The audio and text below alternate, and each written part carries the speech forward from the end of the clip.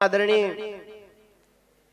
भरत कुमार जी शर्मा जो हमारे बीच में सुवासड़ा से आए हैं, 4 लाइनों से आपकी भूमिका में पढ़ने का प्रयास करता हूं कि सत्य सतीत्व शालीनता जो देखे दुनिया सारी है। स्त्री क्या है कि सत्य सतीत्व शालीनता जो देखे दुनिया सारी है। अरे मार्मिकता की जीवंत धरोहर केवल केवल नारी है। और समर्पित अगर हो जाए तो क्या राजा क्या भिखारी है। और सांवरिया के 56 भोग में एक तुलसी ही भारी है। सांवरिया के 56 भोग में एक तुलसी ही भारी है।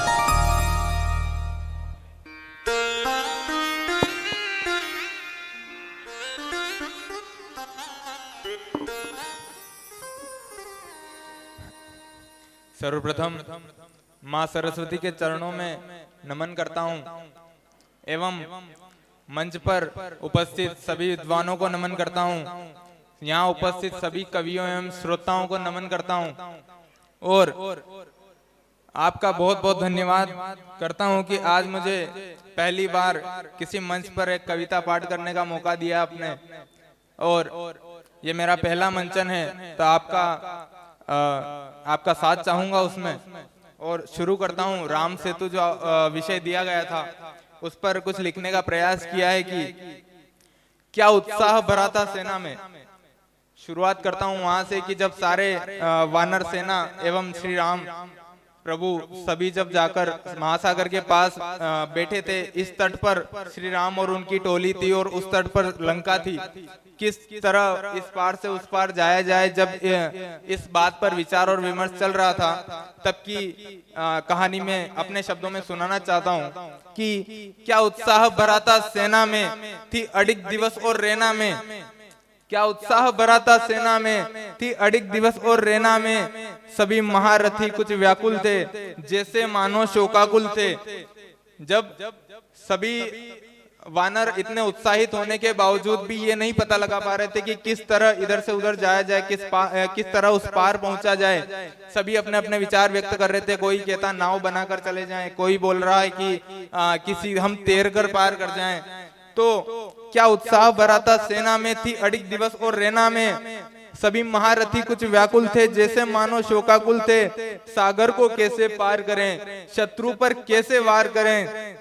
इस बीच विभीषण को याद किया, प्रभु ने उनसे संवाद किया। विनती की राह बता बैठे, सुन लखन पूर्ण झल्ला बैठे।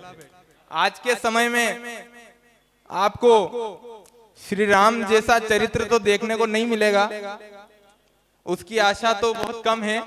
लेकिन लखन का चरित्र आज के समय में बहुत ज्यादा लोगों के पास होता है कि एक छोटी सी बात होने पर वो जला जाते हैं पल भर में। लेकिन हर एक लक्ष्मण को राम का साथ भी नहीं मिलता। लेकिन यहाँ पर श्री राम प्रभु थे।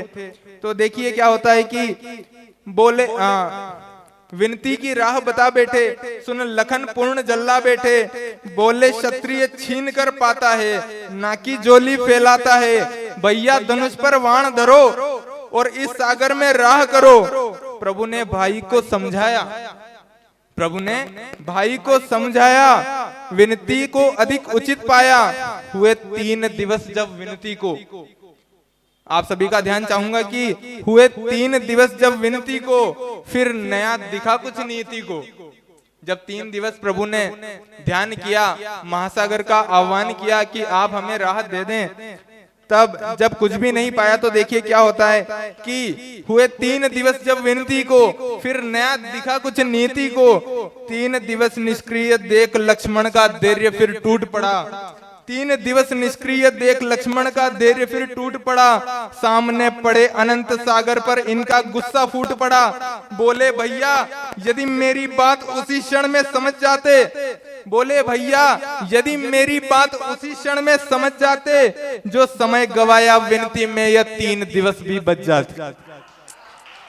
जो समय गवाया विनती में यह 3 दिवस भी बच जाते। जब मर्यादा पुरुषोत्तम अपना रौद्र रूप दिखा बैठे, जब मर्यादा पुरुषोत्तम जिनको कि धैर्य के लिए जाना जाता है, जब मर्यादा पुरुषोत्तम अपना रौद्र रूप दिखा बैठे, क्षण भर में सागर के देव प्रभु के श्री चरणों में आ बैठे। क्षण भर में सागर के देव प्रभु के श्री चरणों में आ बैठे। जब बात स्वयं पर आई तो सागर ने गुत्थी को सुलझाया। जब बात स्वयं पर आई तो सागर ने गुत्थी को सुलझाया, वानर सेना के नल और नील के कौशल को बतलाया। सागर का यह विचार प्रभु के मन को भा बैठा, तर्कस से निकला तीर मगर दूसरे लक्ष्य पर जा बैठा। नल नील की अगुवाई में सेतु का शुभारंभ किया। इधर प्रभु ने इष्ट देव के पूजन का आरंभ किया।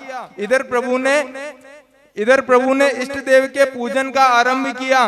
कौन प्रभु है कौन भक्त है, उसमें उलझे सब देव यहाँ।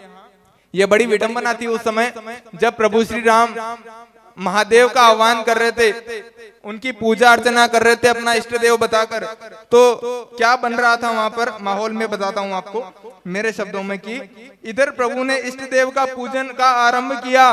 कौन प्रभु है कौन भक्त है, उसमें उलझे सब देव यहाँ। प्रभु ने बोले बाबा को बोला रामेश्वर महादेव यहाँ। प्रभु ने बोले बाबा को बोला रामेश्वर महादेव यहाँ। कुछ पल और चाहूंगा मैं अपनी कविता को पूरी करने के लिए। वानर सेना का साथ लिए जब नल नील शिल्प कला दिखाते हैं, जिन पत्थर पर राम लिखो वह पत्थर तिरते जाते हैं। लगा समय पर देखो आखिर इसका भी समाधान हुआ। लगा समय पर देखो फिर इसका भी समाधान हुआ। विशाल सिंधु पर एक ऐसा राम सेतु निर्माण हुआ। प्रभु राम माता सीता का प्रेम चिन्ह है यह सेतु। अगर कोई पूछे कि क्या है प्रेम राम सेतु क्या है, तो बस 2 पंक्तियां में कहना चाहूंगा कि प्रभु राम माता सीता का प्रेम चिन्ह है यह सेतु। अजब अनोखा अचल जल पर बना अभिन्न है यह सेतु। और एक और कटाक्ष में करना चाहूंगा कि यह राम सेतु के साक्ष्य कुछ के गले के फंदे हैं। यह राम सेतु के साक्ष्य कुछ के गले के फंदे हैं। जो राम सेतु को ना माने वो आंखों वाले अंधे हैं। जो राम सेतु को ना माने वो आंखों वाले अंधे हैं। जय हिंद जय भारत।